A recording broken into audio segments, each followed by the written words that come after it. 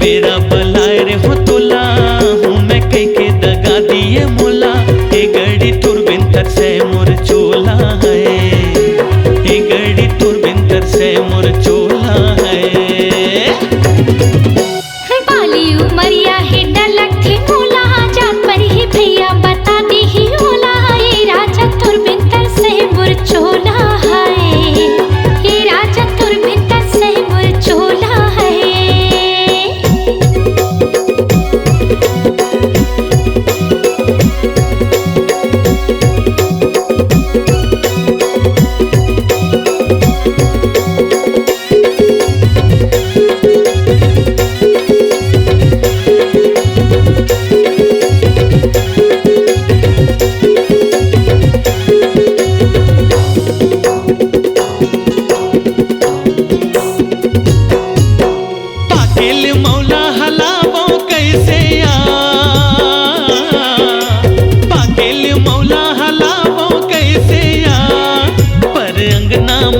खड़े हंसवो बलावो कैसे ना पर अंगना माँ खड़े हंसवो बलावो कैसे ना पाकिल मौला हलावो कैसे या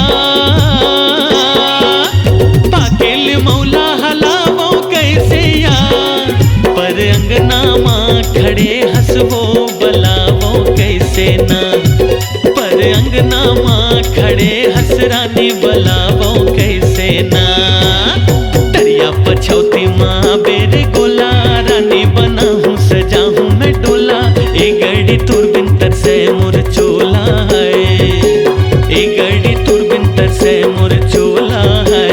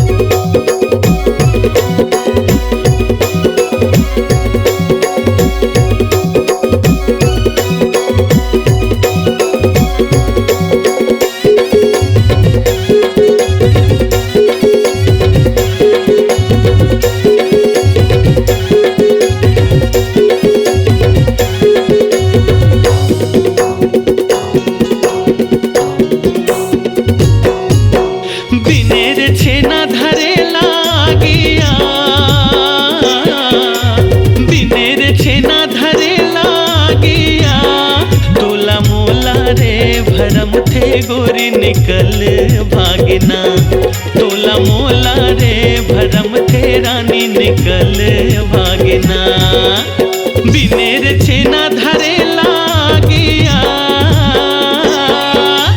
बिनेर छेना धरे लागिया तोला मोला रे भरम थे गोरी निकल भागना।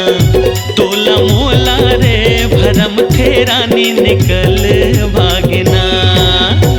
दसमा आगी तड़पे मोर चोला, खोजो में भैया बन के पारा टोला। ए गड़ी तुरबिन तरसे मोर चोला है, ए गड़ी तुरबिन तरसे मोर चोला है।